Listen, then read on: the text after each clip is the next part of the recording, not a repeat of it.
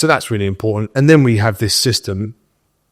It's kind of just in terms of managing people in a way that isn't, I don't micromanage people, absolutely refuse to.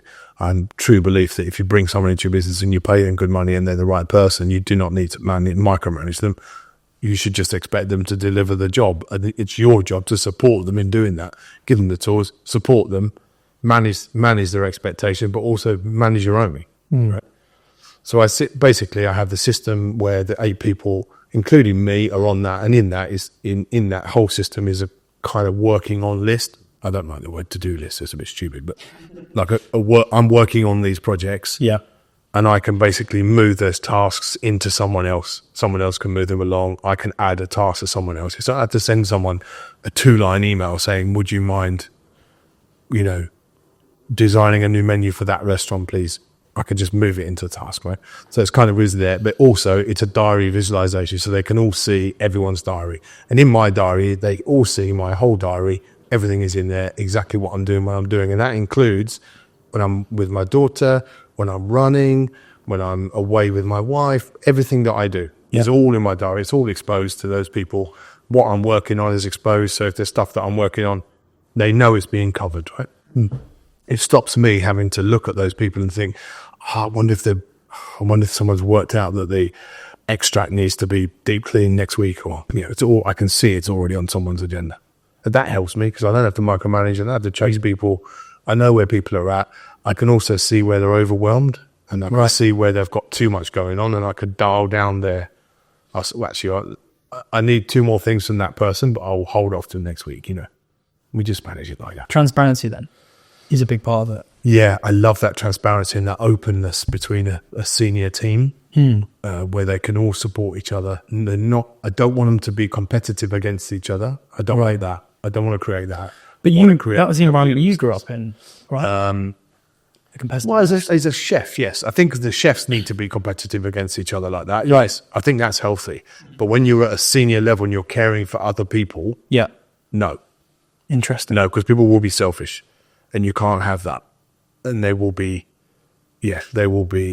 about themselves, and we can't have that. I love that approach. It must be so refreshing to be a part of that team to reseal. It's not perfect. I promise you. I'm painting a much more perfect picture than it is. But then again, I guess because it's never perfect, right? Yeah, but you can't be.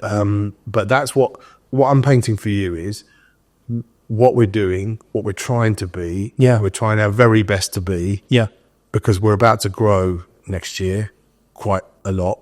We're doing quite a lot of great stuff next year. We're growing quite a lot. It's now kind of how we set this business up for growth that is in a way that's stable and the foundations are stable and we're not growing from a platform that's completely unstable. Yeah. That's what scares me the most. So interesting. Why do you think Trinity's managed to stay around for as long as it has? Because it's always been guest focused. I think it's always been about the guest. It's looked after its community. Yeah. It's interwoven into its community. It's been loyal to its community and it's not tried to be anything it's not. I think there's been a good choice of people and I've been very good at retaining people. I've been lucky and good at retaining great people. And in a restaurant like that, retention of great people is everything because then you get consistency of food. You should say, yeah. But listen, don't ever think that it's about food. No one walks into Trinity hungry or thirsty. They walk into Trinity because they want 2 hours of escapism from the real world. What we actually sell is escapism. We sell 2.5 hours of unadulterated, pleasurable escapism where you're actually going to get fed really nice food. You're going to get served really nice wine and someone's going to make you feel like you are important and wonderful. And you're going to get enveloped in all that amazing hospitality and then we're going to spit you out the other end in 2.5 hours. And you're going to feel amazing. You've not done it to your phone. You've been chatting to someone you really care about opposite you. That's what we sell. That is what we sell. We don't sell food and wine. And I think once you realise that, then you build a team around that. Yeah. And you understand what you're selling is an experience.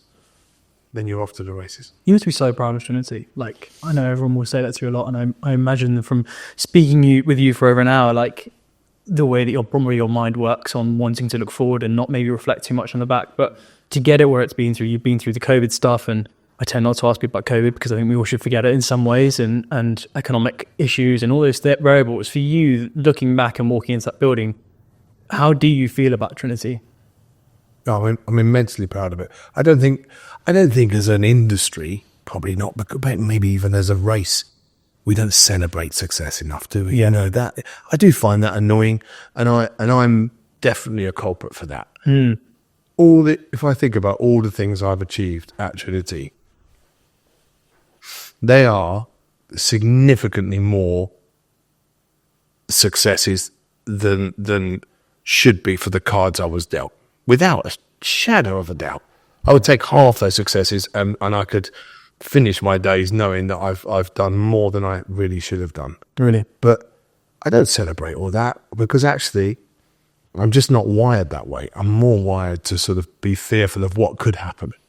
I'm always terrified it's going to go horrendously wrong. Really? Go, yeah, completely. Yeah, there's never a moment where I just think, oh, we're set, we're sorted, we've got this, we're all over this, this is not a problem, or this is easy, or none of those things, none of those words or phrases ever enter my mind. I'm always in a state of, unless we are not over this all the time, this will go horribly wrong.